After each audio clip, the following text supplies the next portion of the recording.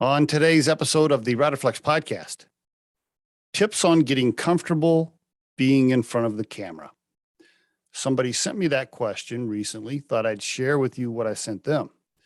Now, before I go over my tips, I sent 5 things.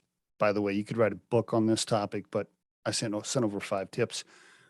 Before I go over that though, let me say this. I do think we are entering a world where people will be on camera all the time, if you're not already. I think all phone calls will be video calls. Every time your smartphone rings, it'll be somebody's face on the screen. I think all living rooms, kitchens, etc., will have screens on the wall. And when somebody calls, they pop up on camera, you're on camera. The days of speaking to somebody on audio only, I think that's coming to an end. At least that's my opinion. So if you're not comfortable being on camera, I suggest you get there. Here are the 5 things I sent to somebody recently on how to get more comfortable.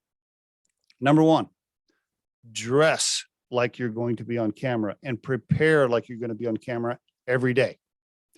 Even if you don't have a scheduled meeting, shave, put your makeup on, put a decent shirt on, prepare to be on camera, because in today's world, especially, well, not just if you work from home, but from anywhere, at any point, somebody could say, hey, I need you to pop on a meeting, right? And so if you're dressed and ready to be on camera, you'll be more comfortable, right? A lot of times people are uncomfortable because they're not ready, right? They, I don't know, whatever. They didn't trim their mustache this week or whatever. I don't know. But a lot of times it's because they don't feel like they're ready with how they look. So prepare to be on camera every day is my number 1 tip.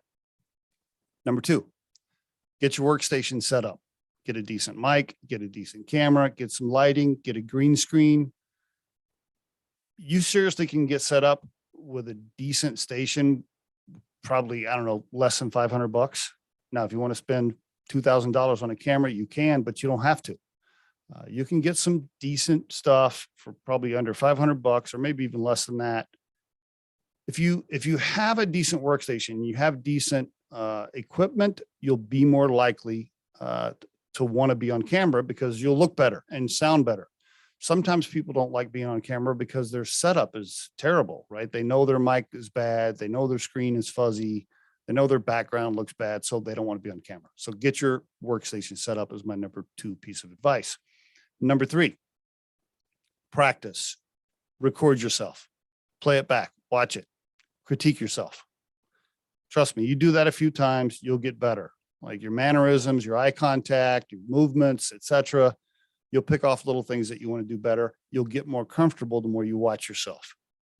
Number 4, be confident with who you are, with your style of communication specifically.